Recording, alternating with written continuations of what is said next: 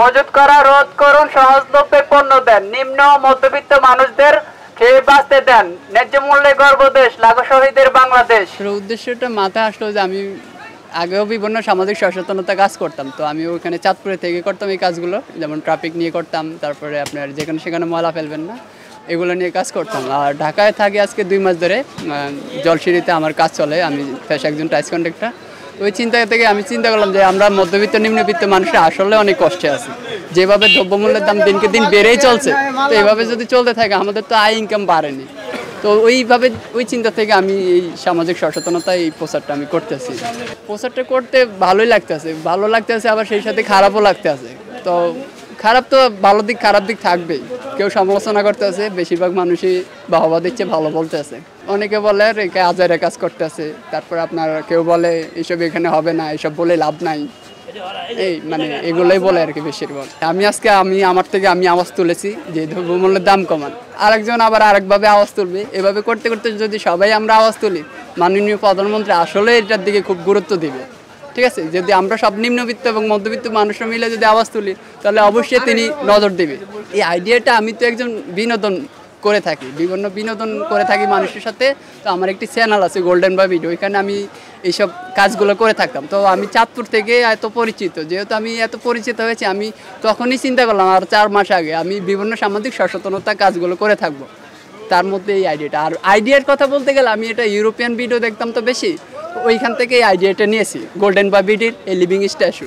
হ্যাঁ, আমার ভালো লাগে এই দিকে না, মানে এই যে এখন কেনাকাটার এই দিক থেকে বলতে গেলে না, আমি বিনোদন করি মানুষের সাথে, ওই দিক থেকে বলতে গেলে আলহামদুলিল্লাহ আমার কাছে অনেক ভালো লাগে। আমি মানুষের সাথে দুষ্টামি করতে পারতেছি, অনেক ভালো লাগে। শুধুমাত্র বিনোদন না, মেসেজ দাও না, এটা তো মেসেজ আর ওটা তো বিনোদন, আপনি দোনোটাই দরকার আছে, মেসেজও দরকার আছে, বিনোদনও দরকার আছে। আপনার যখন মন খারাপ থাকবে, আপনি কি মেসেজ দিয়ে কি আপনার মাথা ঠিক থাকবে? তখন আপনার বিনোদনটাই প্রয়োজন, কি আপনাকে হাসাতে পারবে। তো আমি মানুষকে হাসাতেও পারি এবং মানুষকে সচেতন করার জন্য চেষ্টা করে থাকি।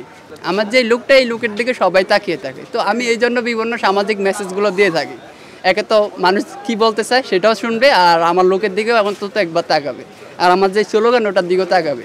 এই চিন্তা থেকে আমি এই মেসেজগুলো দিয়ে থাকি মানুষকে। তাদের চাপের বলতে এখানে উপরে গেছিলাম আর একটু ডাক দিয়েছিল যে মাইকিং করো না এখানে, ঠিক আছে। তো আমি বলছি যে আসলে আমি তো খারাপ কিছু করতেছি না, আমি যারা হয়তো বা সিন্ডিকেট করে, সব ব্যবসায়ীরা খারাপ না, সব ব্যবসায়ীরা খারাপ হলে আমরা বাংলাদেশের মানুষ নিম্নবিত্ত এবং মধ্যবিত্ত মানুষরা খেয়েই বাঁচতাম না, সবগুলো এমনি মরে যেতাম।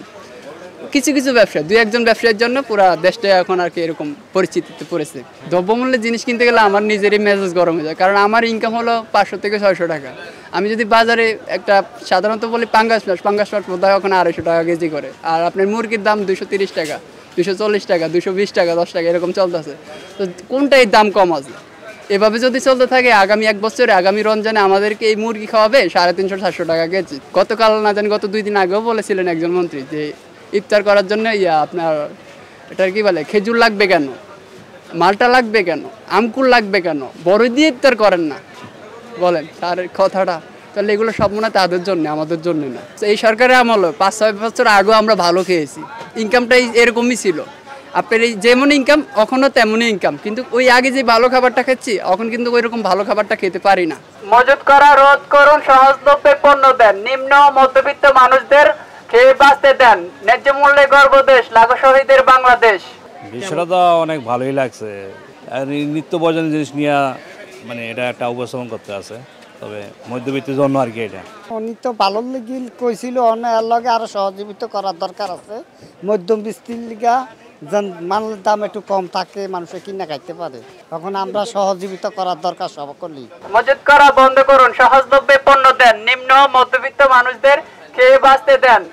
সংবাদ, ফিচার ও অনুষ্ঠানের জন্য ভিজিট করুন সংবাদ প্রকাশের ওয়েবসাইট এবং যুক্ত থাকুন ফেসবুক পেজ ও ইউটিউব চ্যানেলের সঙ্গে।